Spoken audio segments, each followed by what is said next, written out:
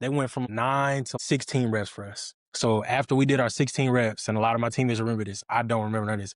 They said I blacked out in a weight room and I just like fell face down and they had to carry me to the training room and throw ice all over me. So it was a humbling experience for sure. We're joined by Everett Rogers, a defensive tackle at University of Houston. After 4 years at Tulsa University, he's a content creator and a man who values family. We're talking about dealing with injury, the transfer portal, creating content, and a post-game brawl with Mississippi State. But first, Everett, you posted a reaction video of you talking about EA Sports not getting your hair right in the college football video game. What were you thinking when you first saw it? Man, so last year they didn't get it right the first time. So I was like, okay, maybe they'll change it up this year, upgrade the graphics. And then I was like, okay, y'all got to get it right this year. And then we opened it up again this year. I'm like, y'all did it again? I was like, oh my God. I was like, they got it like super short, real buzzed on the side. I was like, man, come on. Like, yeah, y'all did me dirty again. Man, it takes a whole big piece of your personality out of it. Nah, for real. All right, so back when you were in high school, you said Division I schools were hesitant to make offers because of your GPA. Did you ever have a moment where you thought you were going to miss out on college football because of your grades? Nah, that kind of just like made me more determined because I just wanted to play D1 football. I'm from Killeen, Texas. You know who RG3 is, right? He played in the next city over, and I never knew I was watching him play, and I always wanted to go to Baylor, and I was like, I have to be on that level. I have to be at the D1 level. So once I seen that first GPA come out, I'm gonna go ahead and just expose myself a little bit. Like I had a 1.7 my freshman year, and I was like, oh nah, something got to change. Schools were coming to see me as a freshman, but I was like, I have to get on that level because the first two colleges that ever came to see me were Texas State and Nebraska. But then like a lot of schools were like, okay, your GPA is a little problem. So I was like, I have to get these grades together before I even go ahead and get to the next level. So another source of motivation for you. Yeah.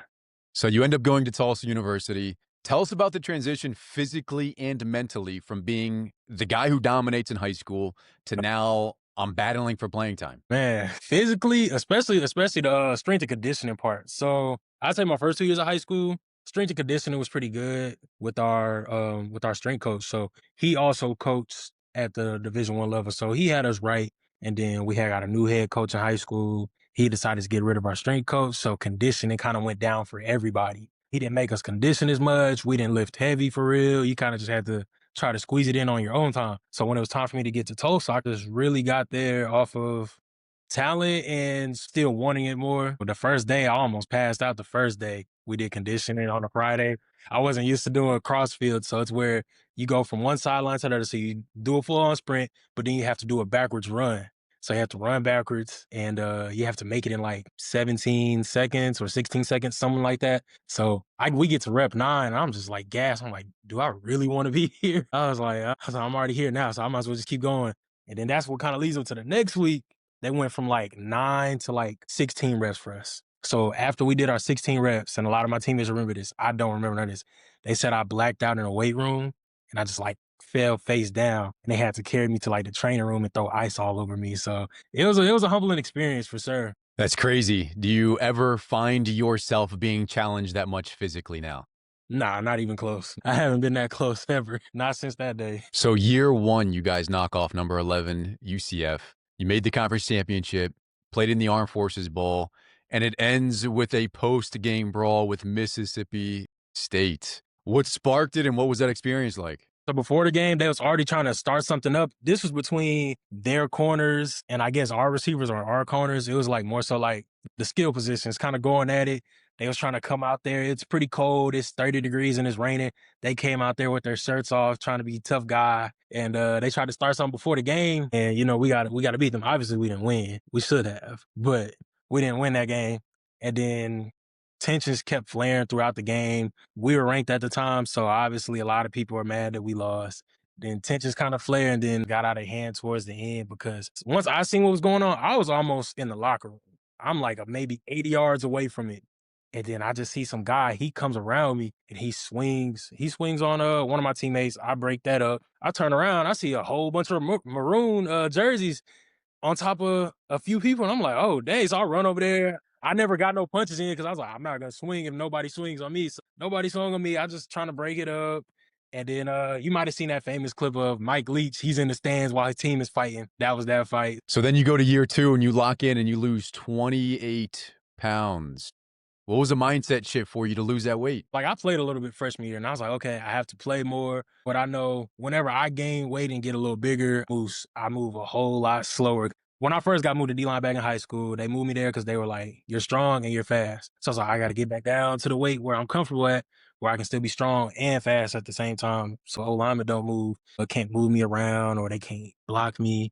That's part of it. And then the other part, the mental side of it, got a little depressed as far as like, I guess homesick, missing mom, sister, family, all that. Wasn't eating as much, but then eventually I was like, okay, I need to go ahead and get on an actual diet plan so I can lose the weight the right way. So you start playing and you end up tearing your meniscus and you play through it for 8 games before getting surgery. First game, I want to say third quarter, it was like a cut block, and it was 2 people that cut blocked me. So I was able to get my right leg away, but my left leg got caught up. I kind of like folded over my leg, and then I just kept playing. Like I didn't even feel it, to be honest with you, when it tore. I woke up the next morning, I felt everything. I rolled over. I was like, oh, I said, this is bad. And then I tried to tell the trainers, they kind of blew me off about it. They were like, oh, it's not that serious. I never got that red shirt for that year because I ended up playing 8 games. I tried to tell them after that first game, which was a pretty frustrating time because that was around the time where I felt like transferring. I was like, I'm trying to tell them that, there's something wrong with me and they're not taking me seriously. And even my D-line coach couldn't even get them to take me seriously as far as like trying to get like an MRI and an X-ray and stuff. So I don't know how he did it, but one of our GAs, a graduate assistant, he went in there and said something to the trainers. Next thing you know, they got me a MRI, and I found out right before my birthday that it was torn, which I kind of already knew it was torn because like I kept on like looking it up on Google what I was feeling. So I'd be like, okay, I feel pain in the center part of my knee, this and that. Kept saying torn meniscus, and I was like, all right, it's probably torn. Before every game, they would give me like 4 ibuprofens, and then I'd double wrap my knee, then throw a brace on top of it, and then just go out there and play. And then once once we got to the 8th game and we found out, I was like, all right, not sure if we're making a bowl game. Plus we played Navy. Navy cuts a lot.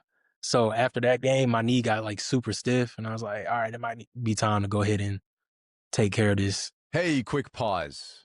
If this conversation is providing you value, please take literally 5 seconds and hit that follow or subscribe button on your app. This is the best way to make sure that you don't miss any value from future episodes. Now back to the conversation. So you get surgery, you get healthy, you come back for year 3, and you're hit with some more challenges. Head coach gets fired. High school coach passes away. The transfer portal thoughts continue to stir in the back of your mind. And something that most people deal with, you had the courage to share it though. Depression hits. How do you battle through it? So during that time, there was a lot more going on than like what even I posted to. So like obviously head coach passing, kind of feel like I don't have nobody around me. A lot of my closest friends come from Tulsa, but like, sometimes as dudes, you don't really open up to your friends about being down or depressed and stuff like that because I feel like as dudes, sometimes people always just say like, oh yeah, like I'm here if you need to talk. And sometimes we feel like, nah, you're just saying that. And a lot of times people do really mean what they say. Like me, like if I tell you like I'm here, like I'm here. I didn't feel like I could go into anybody like comfortably and talk to them. I ain't even feel like I talked to my mom because like I never really talked to my mom about stuff like that before either. So, and then I had an old relationship that was just kind of like going downhill, and it's just like felt like nobody was there. So that went on for like the whole semester, which led to like before summer, I planned on like committing suicide. That was the plan. Like I was just gonna do it right before, like I drove to Tulsa. I was gonna do it right before summer camp. What really stopped me is my mom talking to me, and like because I had finally opened up to her about it, and I appreciate her for that so much. And yeah, and I got a little closer to God around that time too. I'd say God and my mom like really helped me get through that time. Real strength and real courage comes from facing those challenges and not turning the other cheek, pretending they're not there. Yeah. So year 4, best year on the field, and you still have this internal conflict. Your heart tells you to stay at Tulsa and your head tells you to move on. What was that like? And I was like, all right, I want to play in a different scheme. But at that point, it was just kind of like a toxic A toxic culture. I knew it wasn't good for me mentally. Me and my teammates were just sitting here like, man, like we all got to get out of here. It took a mental toll on a lot of people. Some people had a different experience, but I'd say being in Tulsa my last year, it took a mental toll on me, even though I had my best year. But I definitely wanted to stay because I was about to graduate. I ended up not graduating from Tulsa. I ended up graduating in Houston, but I was 5 classes away from getting my degree at Tulsa, and I wanted it bad. So you hit the transfer portal. What advice would you give someone else going through the transfer portal? I'd say if you're wanting to get paid, follow that path and see who's going to give you more money, but also look for the right fit. Don't just be like, who's giving me the most money? Because there can be a lot of schools that'll offer you a lot of money, but it might not be the right fit as far as like scheme, or you may not like the coaching staff as much as you like a certain other coaching staff.